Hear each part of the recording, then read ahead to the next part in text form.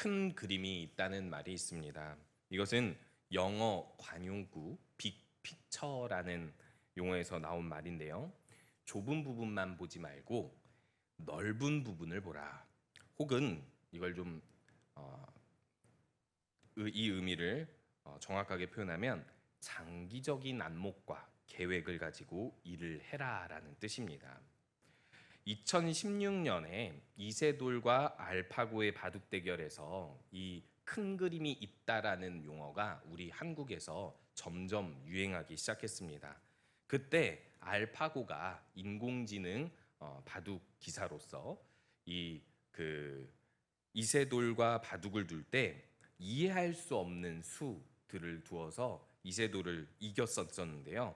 그래서 결국에는 그 수들을 통해서 이기는 걸 보고 알파고의 큰 그림이라는 표현을 쓰면서 점점 요즘에는 인터넷이나 대중매체에서 이 큰 그림 있다를 조롱할 때 표현하면서 쓰곤 합니다. 어떨 때 쓰냐면요. 우연찮게 엉뚱한 일을 했는데 아무 생각 없이 일을 했는데 그 후에 아주 결정적인 순간에 그 일이 딱 맞아 들어갈 때, 즉 마치 계획한 것처럼 장기적인 안목과 계획을 가지고 정확하게 일을 한 것처럼 우리가 당시에는 이해할 수 없었던 행동이 이렇게 맞아 떨어졌다. 우연찮게 맞아 떨어졌다 할 때 사람들은 네가 큰 그림이 있었구나. 큰 그림이 있었던 걸 내가 몰라봤네 하면서 약간 놀리고 조롱할 때 쓰이곤 합니다. 하지만 이 큰 그림을 그리다의 본 의미는 긍정적인 의미입니다. 모든 것을 이해하고 예상한 다음에 행동하여 남이 이해하지 못할 수를 두지만 이를 통해 아주 큰 계획, 큰 일을 이룬다는 것이죠. 어떻게 보면 사람들이 이렇게 큰 그림을 그리다라는 표현으로 사람들을 조롱하고 놀릴 때 쓰는 이유가 제가 생각했을 때는 그런 의미인 것 같습니다. 사람은 아무리 큰 그림을 그린다 하여도 그것을 정확하게 위대한 일로 이렇게 연결시키고 이뤄낼 수 없다는 것을 사람들이 은연중에 알기 때문이 아닐까. 그래서 서로가 서로를 이해할 수 없는 일을 행할 때 그런 말들을 할 때 어차피 인간은 그런 큰 그림을 제대로 못 그려. 그러면 네가 그 큰 그림을 그릴 수 있는 위인이겠어? 하면서 그렇게 큰 그림을 그렸다라는 말로 서로 조롱하는 것은 아닐까. 물론 서로 친근감의 표현이기도 하겠지만은 그런 것이 아닐까 생각해 보게 됩니다. 이것에 따라 제가 한번 또 생각을 하게 되는 것은 성경을 보면서 큰 그림을 그리시는 유일한 분은 하나님이시구나. 그리고 이 큰 그림을 그려 나가시는 하나님의 부르심에 응답할 때 이 큰 그림 속에 우리가 있을 수 있구나라는 생각을 해보게 됩니다. 오늘 우리 사무엘서를 계속해서 보고 있는데요. 사무엘서에서도 하나님의 큰 그림이 이해할 수 없는 순간들 속에서 계속 이루어지는 것을 볼 수 있습니다. 우리가 앞에서 보았던 것처럼 한나와 브닌나 같은 어떻게 보면은 임신하지 못하는 여인과 또 많은 아이를 둔 여인 사이의 대결이 하나님의 경건한 사람을 탄생하게 하는 것입니다.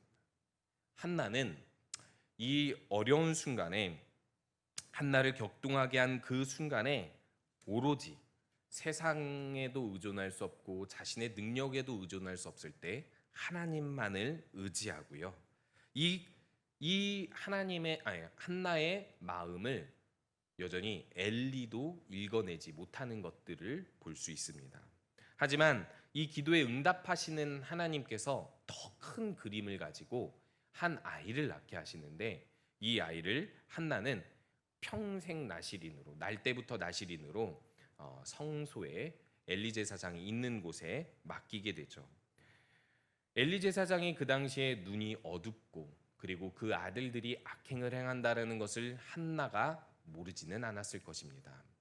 한나는 알고도 그 아이를 맡긴 이유가 엘리 제사장을 믿었기 때문이 아니라 하나님의 큰 그림, 내가 하나님 앞에 아이를 맡기고 온전한 하나님의 평생 나시린으로 자라면 이 아이를 통해서 하나님께서 또 어떤 큰 일을 행하시지 않을까라는 기대 속에서 한나의 노래를 통해서 그 기대가 보여지고 또 그 기대 속에서 아이를 드림으로 하나님께서 또 큰 일을 이루시는 것을 오늘 본문을 통해서 우리는 확인할 수 있습니다. 아니나 다를까 이 장에서는 계속해서 엘리 가문의 죄악 그리고 그거에 대한 하나님의 사람의 저주 선포로 엘리 가문이 몰락할 것을 하나님께서는 예언하시고 2장 11절, 18절 그리고 26절을 통해서 엘리 앞에서 사무엘이 여호와를 섬기고 그리고 여호와 앞에서 사무엘이 섬기며 점점 자라서 여호와와 사람들에게 은총을 더욱 받더라라는 강조 표현을 통해서 이 점진적인 강조 표현을 통해서 결국 사무엘이 하나님의 말씀을 듣는 밝히 듣는 그리고 밝히 말씀을 전하는 한 사람으로 세워지는 것을 볼 수 있습니다. 결국 4장 1절에 보면 이 사무엘의 말이 온 이스라엘 사람들의 귀에 들려지는데 하나님의 말씀이 밝히 들려지는 시대가 오는 것을 분명히 하나님께서 사무엘을 통해서 이야기해 주시고 오늘 3장의 내용을 통해서 하나님께서 왜 사무엘을 부르시고 어떤 시대에 부르시며 어떻게 사무엘을 통해서 일하시는지를 보여주시며 그것을 통해서 우리가 이 시대에 어떻게 하나님의 큰 그림 가운데 부르시는 그 하나님의 부르심에 어떻게 응답해야 되는지를 분명히 말씀해주고 계십니다. 이 말씀을 통해서 우리가 하나님의 부르심에 적절히 응답하며 하나님의 이 시대 가운데서도 이루시는 그 큰 그림 안에 하나님의 일을 온전히 이루어가는 우리 모든 성도님들 되시기 바랍니다. 하나님께서 사무엘을 부르실 때 3장 1절에서는 이렇게 표현하고 있습니다. 이 시대가 어떤 시대냐면 말씀이 희귀한 시대라고 이야기하고 있습니다. 하나님께서 사무엘을 부르시는 이때가 그리 밝은 시대가 아니다라고 이야기하고 있는 것이죠. 여기서 말씀이 희귀하다라고 얘기했을 때 이 말씀은 우리가 항상 읽는 성경 말씀을 이야기한다고 볼 수 있습니다. 이 말씀이 희귀하다라고 했을 때 이 희귀하다는 보석을 찾기 어려울 정도로 찾기 어렵다라고 이야기하고 있는데 하나님의 말씀이 그렇게 찾기 어려운 것일까? 우리들은 생각해 봐야 합니다. 이때 인쇄술이 발달하지 않아서 이스라엘 백성들이 성경책을 지금 시대처럼 다 가지고 있지 않아서 그런 것일까? 아니면 엘리 제사장의 눈이 어두워서 단순히 그래서 말씀이 희귀한 시대, 말씀을 쉽게 찾고 듣고 보지 못하는 시대였을까? 우리들은 이렇게 오해할 수 있습니다. 하지만 이 앞의 시대를 보면 하나님께서 가나안 정복 시기에 그 과정 속에서 모세를 통해 주신 말씀이 있었죠. 신명기 6장 말씀에 이렇게 기록되어 있습니다. 앉으나 서나 언제나 출입할 때는 언제든지 그 말씀을 강론하며 이마와 팔에 그 말씀을 새겨서 항상 볼 수 있도록 하라라고 하나님께서 말씀하셨습니다. 하나님은 이미 말씀이 희귀한 시대를 만들려고 하지 않으시고 오히려 반대로 말씀이 자주 들려지고 자주 볼 수 있는 시대를 하나님께서는 이스라엘에게 명령하셨으나 우리가 알다시피 이 가나안 정복 시기와 이 사무엘 시대 중간 이 400년 동안의 암흑 시기에 이스라엘 사람들은 하나님 말씀대로 살지 않고 말씀이 희귀한 시대를 살았으며 자기 소견에 옳은 대로 그 시대를 살아왔던 것입니다. 우리가 이것을 통해서 한번 왜 우리 이 시대 때 말씀이 희귀한 시대를 살고 있나 돌아봐야 할 것입니다. 말씀이 희귀한 시대, 말씀을 덮어버리는 시대는 어떤 시대입니까? 물론 영적으로 게으르고 나태하기 때문에 말씀이 희귀한 시대가 오기도 하지만 이 말씀이 희귀한 시대가 오는 이유는 죄를 짓기 위해서입니다. 우리가 생각해 보면 그렇습니다. 좀 얼굴을 보기 싫고 만나기 싫은 사람들을 만나러 갈 때, 그것이 회사든 혹은 가족 중에 누구든 간에 그런 사람들을 보러 갈 때 우리들은 성경책에 있는 원수를 사랑하라를 굳이 펴서 보지 않습니다. 왜 그럴까요? 오히려 그때는 내가 그 사람을 이해할 수 있고 용서할 만큼 조금 더 내 마음에 위안을 주는 말씀을 보고 싶기 때문인 거죠. 말씀에 순종하고자 하는 그 마음 때문에 하나님께서 이때 나에게 어떤 말씀을 주시는가를 우리가 보려 하는 것이 아니라 우리 상황에 맞춰서 말씀을 보려 하기 때문에 결국에는 말씀을 하나님께서 주시는 대로 온전히 받지 못하게 되는 것입니다. 마찬가지입니다. 우리가 남편이 내 마음에 들지 않을 때는 성경 속에서 아내가 어떻게 남편에게 해야 되는지를 잘 보지 않습니다. 남편이 내 마음에 들지 않으면 남편이 어떻게 해야 되는지를 찾아보고, 아내가 마음에 들지 않으면은 아내가 어떻게 해야 되는지를 찾아보고, 자녀가 마음에 들지 않을 때는 자녀가 어떻게 해야 되는지를 우리들은 자꾸 찾아보게 됩니다. 이게 말씀을 가까이 하는 삶입니까? 그렇지 않습니다. 말씀이 희귀해지는 시대를 우리가 만들어 가고 있는 것입니다. 내가 하나님 말씀, 어떤 불편한, 내가 하나님 말씀대로 살지 못하는 그 순간에 있을 때 우리들은 오히려 말씀을 펴서 지금 내가 적용해야 되고 순종해야 될 말씀이 무엇인지를 더욱더 펴서 그 말씀대로 살아가는 시대가 말씀이 희귀하지 않는 시대인 것입니다. 근데 계속 이렇게 성경을 덮다 보면은 사람들은 말씀 속에서 하나님의 뜻을 찾거나 세상 속의 모든 문제 해결을 말씀 속에서 찾지 않게 되는 것입니다. 그렇게 말씀이 희귀한 시대가 올 때 어떤 시대가 도래하게 될까요? 여기 1절에서 이야기하는 것처럼 이상이 흔히 보이지 않는 시대까지 오게 되는 것입니다. 인간이 완악하여서 하나님의 말씀을 거부하면 하나님께서는 그 완악한 인간에게 첫 번째 징계를 주시는 것이 내버려 두심입니다. 하나님께서 충분히 그들에게 말씀을 깨닫게 해주시고 계속해서 그들에게 이상을 보여주시는데도 하나님 말씀을 거부하면 하나님은 그 이상이 흔히 보이지 않는 시대를 만들어 가십니다. 왜 그럴까요? 새로운 시대를 열기 위해서입니다. 누구를 통해서요? 말씀 듣는 사람을 통해서요. 우리가 이 말씀 1절 이 말씀을 통해서 하나님께서 왜 사무엘을 부르시는지를 분명히 알아야 합니다. 하나님께서는 말씀이 희귀한 시대에 이상이 흔히 보이지 않음으로 인하여서 말씀 듣는 한 사람을 부르시고 새로운 시대를 열어가려고 하는 것입니다. 그래서 오늘 이 2절과 3절에 보면 두 사람이 대조되어서 나타나고 있습니다. 엘리가 자기 처소에서 눕고, 그리고 사무엘은 하나님의 궤가 있는 성전에서 눕게 되는데요. 굳이 이렇게 표현합니다.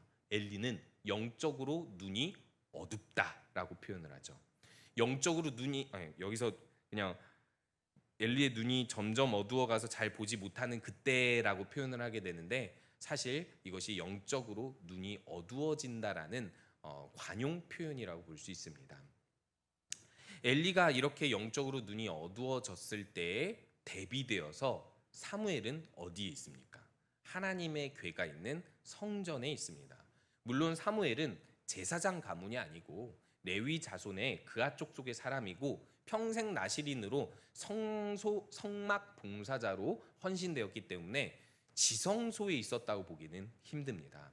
당시에 있었던 성소 옆에 가장 가까이에 있었던 이 봉사자들의 방에 있었을 텐데, 성경은 굳이 하나님의 궤가 있는 성전 안에 있었다라고 표현하고 있는 것은 분명히 이 사무엘이 하나님의 등불이 꺼지지 않은 시대, 말씀이 희귀하지만 아직 하나님의 시대가 끝나지 않았을 때 새로운 시대를 열 한 사람으로 하나님 곁에, 하나님의 부르심 가까이에 있었다라는 것을 분명히 이야기해 주고 있습니다. 그리고 4절에서 하나님께서 사무엘을 부르시는지라라고 새로운 시대를 열어가고 있는 것입니다. 우리가 이 시대를 보면 사람들이 복음을 잘 받아들이지 않아요. 하나님을 믿기 어려운 시대입니다. 하나님 말씀을 우리 다음 세대를 보면, 혹은 우리 자녀들을 보면 하나님 말씀을 그리 사랑하지 않고 잘 보지 않는 시대입니다 라고 생각을 하면서 한탄하고 혹은 낙심할 때가 있습니다. 하지만 우리가 분명히 알아야 할 것은 이 말씀이 희귀한 시대에 하나님은 쉬지 않고 일을 하시는데, 누구를 통해 일을 하시냐면 하나님 말씀을 들을 준비가 된 한 사람, 하나님의 부르심 안에 있는 그 한 사람을 통해서 새 시대를 열어가려고 한다는 것입니다. 그래서 우리 성도님들께서 하나님 말씀 안에 우리가 있다라는 것, 그 말씀 안에 우리가 살고 있다라는 것, 그 말씀의 부르심 안에 살고 있다라는 것을 더욱 귀히 여기시기를 바랍니다. 그리고 더욱더 하나님 그 말씀을 귀히 여기면서 들을 준비하시는 우리 모든 성도님들 되시기 바랍니다. 그렇다면 하나님께서는 사무엘을 어떻게 부르시고 계실까요? 4절에서 7절까지 말씀을 보면 하나님께서 사무엘을 부르시는데 사무엘의 반응이 조금 이상합니다. 하나님께 응답하지 않고 엘리에게로 달려갑니다. 엘리에로 달려가서 당신이 나를 부르셨기로 내가 여기 있나이다, 아주 적극적인 의지를 가지고 순종하는 표현을 보여주고 있습니다. 그런데 엘리는 자신이 부르지 아니하였다고 해서 이 사무엘을 다시 돌려보내 잠을 자라고 이야기합니다. 그런데 6절에서 여호와께서 다시 사무엘을 부르시는데 저는 이런 의문이 들었습니다. 이쯤 되면 하나님께서 야, 엘리가 아니라 내가 부르는 거야, 나에게 응답하렴이라고 조금 직접적으로 표현하실 수 있지 않나? 다른 선지자들을 부르실 때 그러지 않았나?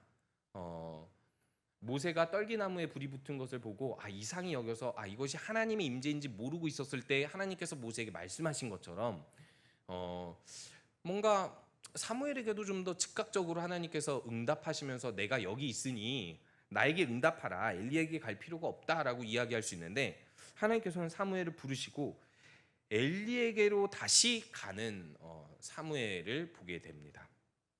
그런데 역시 엘리가 친절하게 내 아들아, 내가 부르지 아니하였다 하면서 돌려보내게 됩니다. 그리고 성경의 저자는 이렇게 설명을 덧붙이고 있죠. 7절에 보니까요, 아직 여호와를 알지 못하고 여호와의 말씀도 아직 그에게 나타나지 아니한 때라라고 이야기하면서 사무엘이 하나님의 말씀을 즉각적으로 이렇게 듣지 못하는 상황에 있다라는 것을 이야기해주고 있습니다. 여기서 여호와를 알지 못한다라는 것은 우리가 조심스럽게 살펴봐야 할 것이 엘리 제사장의 두 아들에게도 이런 용어를 표현하기 때문입니다. 그런데 그 두 아들은 하나님을 가볍게 여기고 하나님을 제사하는 사람으로서 하나님에 대한 감각이 더디고 경외하지 않는다라는 표현으로서 표현을 쓰고 있는데요. 여기서 하나님 여호와를 아직 알지 못하고 그에게 나타나지 아니한 때라라고 이야기하는 것은 그 질서 가운데서 아직 하나님께서 사무엘에게 말씀을 직접 하시는 때가 아니었기 때문에 사무엘이 이렇게 반응한다고 이야기하고 있습니다. 이것을 좀 뒤집어서 이야기하면 사무엘이 엘리를 통해서 말씀을 주시는 하나님을 존중하고 있다라는 것입니다. 즉 하나님께서는 이 질서를 아직 깨지 않고 있다라는 것을 이야기하시면서, 그리고 사무엘도 엘리라는 하나님의 말씀을 들어야 할 위치에 있는 사람이 있기 때문에 하나님 말씀을 듣기 위해서 엘리에게 즉각적으로 반응을 할 뿐, 사무엘이 영적으로 어두운 것이 아니라는 7절의 부연 설명을 하고 있는 것입니다. 그러니까 이 7절의 이 설명은 하나님의 질서 때문에 사무엘이 엘리에게로 계속해서 가고 있는 것이지 하나님의 말씀을 들을 귀가 없다라는 것을 이야기하고 있는 것이 아닙니다. 그런데 하나님께서도 이상하게 사무엘을 이 질서를 깨지 않으시고 재차 또 부르십니다. 그래서 결국 사무엘은 세 번째 불렸을 때에 엘리에게 찾아가자 엘리를 통해서 이것이 하나님께서 자신을 부르시는 그 말씀이라는 것을 깨닫게 되는 것이죠. 굳이 사무엘이 엘리에게 한 번에 하나님 말씀을 듣는 법을 배우게 되는 이렇게 설명하지 않고 굳이 사무엘이 엘리에게로 달려가서 엘리에게 즉각적으로 반응을 세 번이나 하는 것을 보여주시는 이유는 사무엘이 아직 누가 부르시는지를 모르지만 언제든지 하나님 말씀이라면 순종할 준비가 되어 있다라는 것을 이야기해 주고 있는 것입니다. 우리들은 하나님의 말씀을 즉각적으로 알려고 할 때가 있습니다. 오늘 나에게 무슨 일이 일어났는데, 요즘 우리에게 무슨 일이 일어났는데 하나님의 뜻은 우리에게 무엇을 말씀하시려고 하는 것일까? 그러면 내가 그 장기적인 안목과 계획을 어떻게 가져야 하는 것일까? 하나님 알려주세요 하고 그 뜻을 우리가 속단하려 하거나 혹은 하나님께서 그 뜻을 주셔야지만이 내가 일할 수 있다라고 우리들은 생각을 합니다. 하지만 사무엘은 하나님 말씀 앞에서 어떻게 반응합니까? 이것이 누구를 부르는지, 누가 부르는지를 모르는 상태에서 사무엘은 그냥 즉각적으로 엘리에게 응답하고 있습니다. 이것은 무엇을 뜻하는 것이죠? 언제든지 말씀에 응답할 준비가 되어 있는 사람은 하나님께서 오늘 주시는 이 상황과 요즘 우리에게 주시는 이 상황 가운데서 어떻게 살아가야 하는지를 분명히 보여주고 있습니다. 그저 하나님께서 주신 그때의 하나님의 말씀을 따라 살아갈 뿐이라는 것입니다. 이렇게 우리가 어려운 시기를 겪고 있을 때 하나님께서 왜 이런 어려운 시기를 주시는지를 우리가 이것이다 저것이다 라고 속단할 것이 아니라 이 상황 가운데서 주어진 상황 가운데서 주어진 질서 가운데서 즉각적으로 내가 어떻게 응답해야 될지를 우리가 항상 준비해야 된다라고 이야기해 주고 있는 것입니다. 어떻게 보면 하나님께서는 우리에게 코로나19 혹은 이 장마로 인한 재난들 그 밖에 여러 가지 어려운 상황들을 주실 때 내가 너에게 이런 일들을 행하려고 이런 어려운 상황을 주시는 거야 라고 하나님께서 말씀해 주시기보다는 그런 주어진 상황 가운데서 하나님의 뜻대로 순종하는 법을 배우라고 하나님은 말씀을 계속해서 주시는 것입니다. 어떻게 보면 우리가 이 상황들이 계속해서 이런 상황이 주어지지 않습니까? 사회로 나가지 못하고 가족 가운데 있어야만 하고 그리고 사실 내가 평소라면 부딪히지 않을 사람과 계속 부딪히게 되고 갈등을 겪게 되고 평소라면 있지 않을 새로운 일상이 주어질 때 하나님께서는 우리에게 어떤 것을 요구하시냐? 그것은 그저 우리에게 주신 하나님의 뜻대로 그 사람들과 그 관계와 그 상황 안에서 살라는 것입니다. 불편한 사람들과 관계하면서 사랑하며 살고 그리고 우리가 계속해서 만나게 되는 가까운 이웃 혹은 가족들 가운데서 어떻게 하나님의 뜻을 실행하면서 살아가야 하는지를 하나님께서는 분명하게 사무엘의 태도, 하나님 부르심에 응답하는 자세를 통해서 말씀해주고 있는 것입니다. 다음으로 하나님께서 이 사무엘의 반응을 통해서 또 한 가지 우리에게 주시는 말씀이 있습니다. 그것은 무엇이냐면 사무엘이 이 즉각적으로 반응하는 것을 통해서 한 사람을 깨닫게 해주고 있기 때문입니다. 오늘 여기서 보니까 8절에서 여호와께서 세 번째 사무엘을 부르실 때 엘리에게로 가니 엘리가 드디어 여호와께서 이 아이를 부르신 줄을 깨닫고라고 이 엘리가 드디어 깨닫는 장면이 있습니다. 엘리가 사실은 하나님의 말씀을 들어야 할 위치에 있죠. 그런데 엘리는 하나님의 말씀을 듣지 못하고 사무엘이 지금 하나님의 부르심을 받고 있다라는 것을 엘리도 첫 번째에서는 깨닫지 못하지만 세 번째가 돼서야 재차 하나님께서 사무엘을 부르시려 한다라는 것을 엘리가 사무엘을 통해 깨닫게 되는 것입니다. 그리고 이 다음 구절들을 보면 엘리는 이미 알아채고 있습니다. 사무엘에게 주시는 말씀이 자신에게 주시는 말씀이라는 것을 알아채고 있고 엘리에게 하나님의 사람이 예언하였던 것처럼 사무엘에게도 어떤 더 구체적인 예언이 있을지를 기대하고 사무엘에게 그 말씀을 숨기지 말라고 두려워하고 있는 사무엘에게 말씀을 전해달라고 이야기하며 여기서 보니까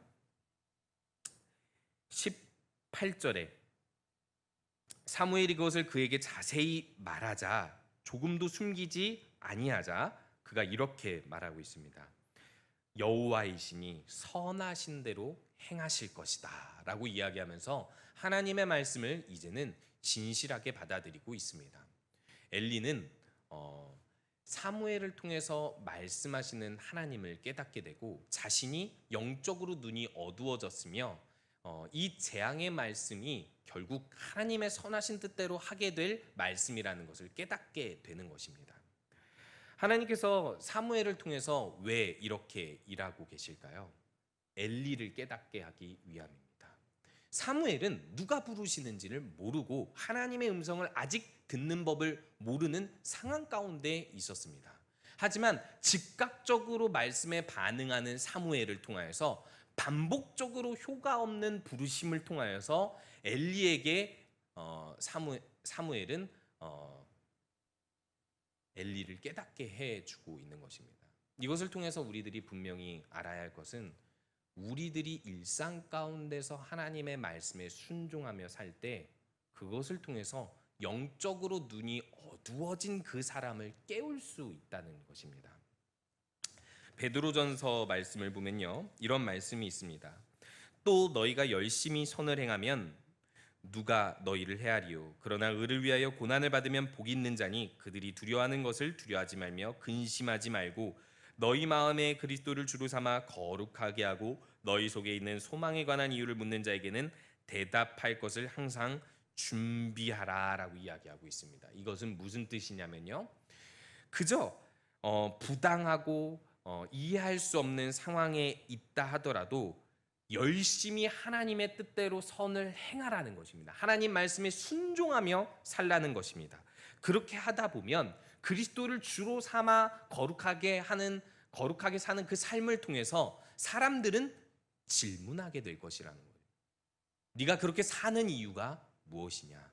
네가 그렇게 사는 소망은 무엇이냐? 나도 알고 싶다라고 사람들은 반응하게 될 것이고 그때에 대답하라는 것입니다. 하나님, 우리의 주 되신 그리스도가 바로 그 이유시며 그 이유이고 말씀이 바로 그 이유라는 것입니다. 요즘 이제 코로나19의 재확산의 이유, 어떤 한 교회 때문에 논란이 되고 있죠. 그래서 많은 사람들이 염려하고 있는 것이 이것입니다.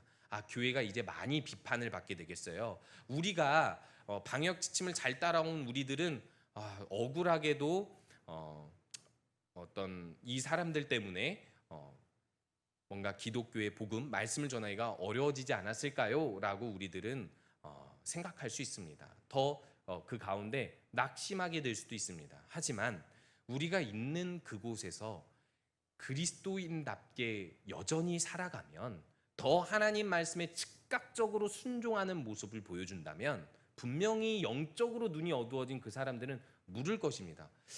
내가 오해했네. 기독교인을 내가 오해했네. 정말 하나님 네가 그렇게 살아가는, 네가 그렇게 살려고 하는 이유가 무엇이니? 라고 질문을 할 때 우리들은 분명히 대답할 수 있을 것입니다. 하나님의 말씀 때문입니다.